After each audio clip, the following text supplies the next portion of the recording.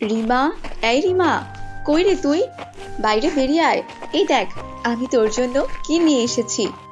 কি ব্যাপার, এই মেয়েটা কোথায় গেল? আচ্ছা, আবার ঘুমিয়ে টুমিয়ে পড়লো না তো? নন্দিনী তার মেয়েকে সারা বাড়িতে খুঁজতে থাকে, কিন্তু সে তার মেয়েকে কোথাও খুঁজে পায় না। সে হয়রানি হয়ে বাথরুমের দিকে যেতে থাকে। বাথরুম থেকে তো মনে হচ্ছে জলের একটা শব্দ আসছে।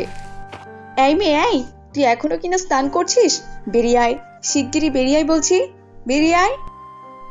দাঁড়াও দাঁড়াও মা, আমি আসছি। আমি চান করছি তো। এই তো হয়ে গেছে মা, এক্ষুনি আসছি। হ্যাঁ রে, তুই কি পাগল টাগল হয়ে গেছিস নাকি বলতো?